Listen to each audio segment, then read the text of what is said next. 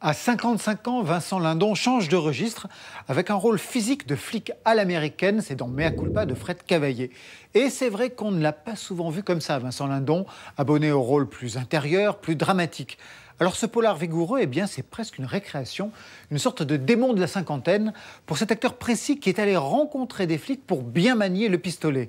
Leçon de cinéma et geste à l'appui, Vincent Lindon dans la ligne de mire de Natacha Triou et Yann Robin. Tu crois qu'ils vont revenir? Non. Mea culpa, c'est le polar très musclé du français Fred Cavaillé avec en premier rôle Vincent Lindon. Oh, vous m'appelez le moteur, j'arrive.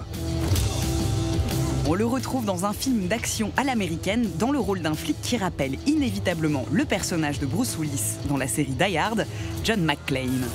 John McClane. Oh, le nom, John McClane. Eh oui, Bruce Willis. Vous demandez à un garçon qui il aurait voulu être dans le cinéma. Vous en connaissez beaucoup qui n'auraient pas voulu jouer le rôle de Bruce Willis dans Die Hard 1. John McClane, moi, j'en ai jamais croisé, personnellement.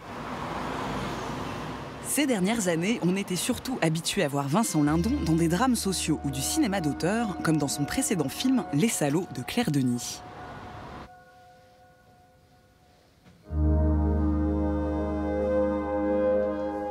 J'ai joué des rôles assez durs comme ça, que ce soit dans Quelques heures de printemps de Stéphane Brisé, ou Welcome de Lieuret, ou Mademoiselle Chambon, ou Pater, ou La Permission de minuit. J'en ai croisé des rôles difficiles depuis des années, où à chaque fois il est question ou des sangates, ou d'une maman qu'on accompagne pour le droit de mourir dans la dignité, ou d'un enfant qui ne supporte pas la lumière du jour, pour pas aller, quand j'ai un polar, en plus faire un flic dépravé. Ça me redonnera peut-être envie un de ces jours. Là, j'avais au contraire envie d'un personnage à qui on peut dire serre-toi de tes jambes, vas-y, attrape-le.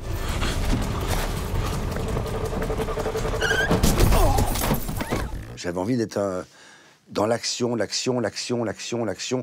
le ludique, dans l'entertainment. J'avais envie de faire un rôle. Quand je sors du cinéma avec mes copains, je me dis c'est dégueulasse, t'as vu le rôle qu'il a et tout. Mais pourquoi c'est pas nous? Mais ce coup-ci, c'était nous. Voilà, c'est la première fois. Oui. Simon, ils sont dans le train. Couche-toi. J'ai beaucoup parlé avec un flic.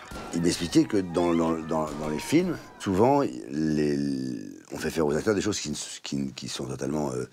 que tout le public trouve formidable, mais les vrais flics, ils meurent de rire. Le côté comme ça, contre une porte, c'est juste, ils sont espaloufés de rire, les flics. Le principe du pistolet et du tir, c'est un troisième œil. Être comme ça et faire juste ça, parce qu'on a entendu un bruit, ça n'existe pas. Alors évidemment, il me dit, ça va peut-être pas être très sexy. On arrive, on veut pousser une porte, tac, hop. Alors que d'habitude, on fait... Bon, alors c'est plus beau.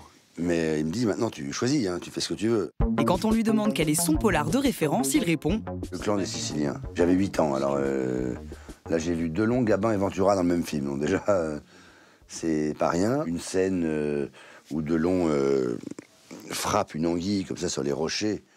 Et il y a l'actrice avec qui il va avoir une histoire d'amour qui est nue derrière un rocher, il la rejoint et s'allonge sur elle. Alors j'avais 8 ans, un homme qui s'allonge sur une femme nue, pour moi c'était un peu nouveau. C'est un peu un polar de Verneuil, incroyablement bien ficelé, avec Ventura qui joue l'inspecteur Le Goff. Il y avait 3 patrons du cinéma français dans le même film. Il manquait Belmondo. T'as prévu quoi pour la protection? Faut trouver une équipe pour la protéger, elle, Ellie. Mais attends, ce qu'on doit faire ou pas, c'est moi qui décide, d'accord? Alors maintenant, toi, tu rentres chez toi, et puis tu laisses travailler la police. Allez, casse-toi. J'ai pas entendu. Ouais. Là, tu vas où? Non, tu me touches pas. Qu'est-ce qu'il y a? Tu me touches pas, toi?